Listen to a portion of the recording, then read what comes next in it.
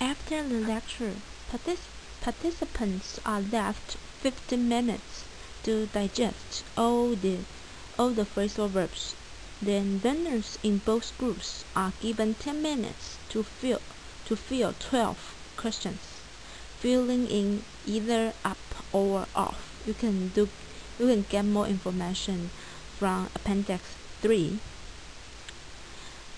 In these 12 questions, 6 of items are taught in the lecture, and the other 6 are new for them.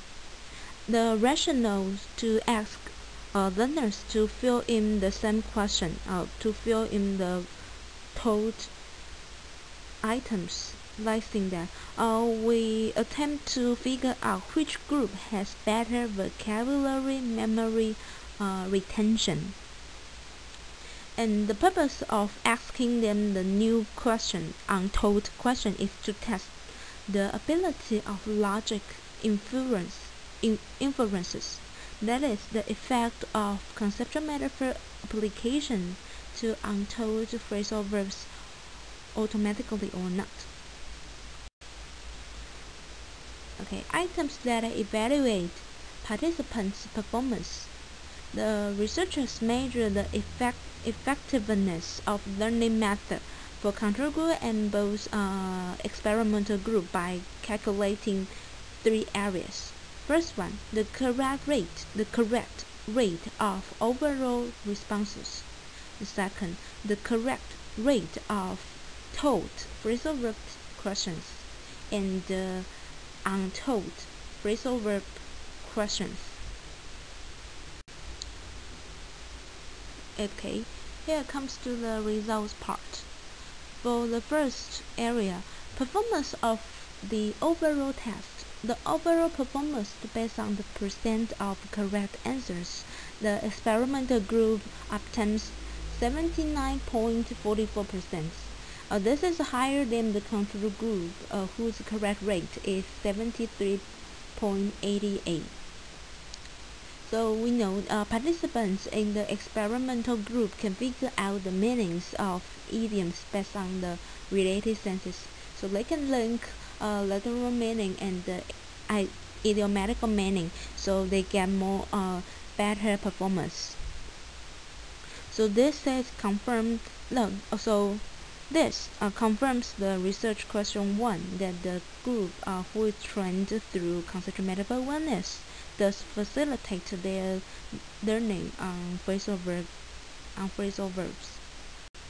Okay. As for the performance of memory retention, let me remind you the second research question. Does the experimental group outperform the control group in vocabulary retention? Okay, the experimental group who is taught by conceptual metaphor awareness do not benefit their learning, their vocabulary memory retention, because the experimental group obtained 87.77 and the control group scores 88.88%. So, conceptual metaphor awareness shows no positive effect on the memory retention test. From the participants' self-report learning,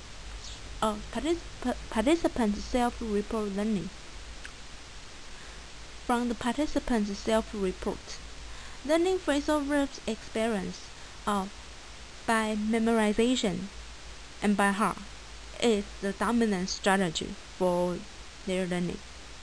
Or you can say it's the only strategy.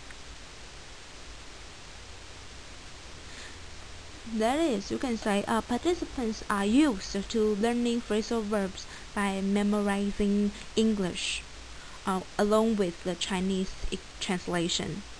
For the control group, the strategy that they carry out is memorization, because we only provide phrasal verbs and their Chinese equivalents. As for the experimental group, they are instructed by the innovative teaching method. They feel strange about CMA, method. So the task that they work on, not only realizing phrasal verbs but also applying new strategy, new method to explain to learn every phrasal verb. It seems that their learning burden is heavier than the control group, who pays all the focus on memorization. Thus, it is not verified that the experimental group outperformed the control group in vocabulary retention. The final research question: does the experimental group have a better performance than the control group while interpreting unfamiliar phrasal verbs? Yeah. As regards the unfamiliar, untaught phrasal verbs, the experimental group scores 71.1%, comparing to control group's 58.88%. So the results suggest that the successful application of CMA really happened. The experimental group does better on the test, while lies in CMA method as a beneficial strategy to infer and grasp the meaning of untaught phrasal verbs. However, although the result shows experimental group outperformed, learners self-reports question the teaching method. 3 participants from the experimental group said the teaching method is very complicated because they don't think they can grasp the phrasal verbs until they memorize all the metaphorical usage of up and off. The researchers account for this disparity due to participants' insufficient sense of language and given seldom chance to practice thought and logic in the educational context. So most important of all, the intensity of metaphor awareness they received is insufficient.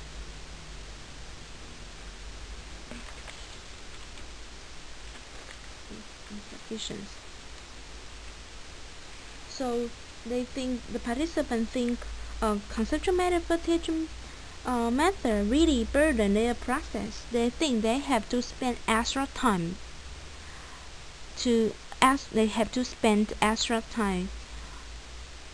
familiar with conceptual metaphors and then go on the acquisition of phrasal verbs. Although researchers induct the conceptual metaphor empirically realized in our language, but the participants do not believe the effect of conceptual metaphor really exists in their mind. They are never trigger the power of conceptual metaphors. Thus, they need more time to familiar with the system and they need more evidence to be persuaded.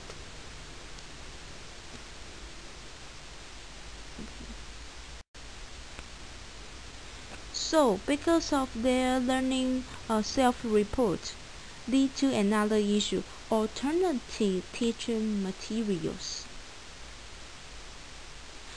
Yes, they don't believe those conceptual metaphors really exist in their mind. However, if we use Chinese conceptual metaphors, would they believe conceptual metaphors do well in their mind? So it may be possible, right? Since some equivalent conceptual metaphors are found in Chinese, the future study can explore the application of Chinese conceptual metaphors as triggers to motivate English phrasal verb learning.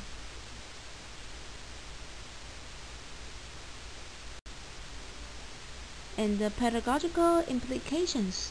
The advantage of applying conceptual metaphor awareness into phrasal verb learning in the language context are as follows. It provides a solution for learners to cope with unfamiliar phrasal verbs And conceptual metaphor reveals the hidden relationship between that operate behind phrasal verbs. In addition, conceptual metaphor offers an opportunity to categorize phrasal verbs. That is, learners do not learn individual phrasal verbs by context to context, but acquire a group of phrasal verbs in groups. So the importance of metaphor awareness is suggested from the following researches.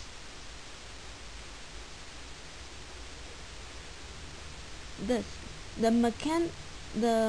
mechanisms are not triggered, but the mechanism of conceptual metaphors are not triggered automatically. They need to be motivated. Participants need to be aware that they have the conceptual metaphors in their mind and thought. So about the curriculum design should pay much attention to motivate learners' metaphor awareness so as to make learning more meaningful and logical. So here comes to the conclusion part. We address the positive effect of applying CMA to teaching English phrasal verb. Okay. However, the memory retention offers no support by applying CMA. So the study advised the improvement of motivating metaphor awareness by offering alternative teaching material. For example, their native languages conceptual metaphor. Most noticeably, the present study breaks through the constraints about learners' age and language proficiency suggested by the previous study. It proves that teenagers with basic language proficiency will benefit from the application of CMA to phrasal verbs learning. But here comes to the limitations. Okay, first, the conceptual metaphor remain unsettled issue. That means how to explain the mapping relationships of a certain expression may be different from people to people. Thus, one teacher comes up with the conceptual metaphor for a particular expression. On the other hand, other teachers may have distinct interpretation for the same expression. So sometimes it may confuse learners and burden their language process. And the present study is at the preliminary stage, where the size of the participants should be increased, and the performance of participants should be evaluated by statistics to strengthen its significance. Okay, that's all my presentation. Thank you very much. Thanks for your attention.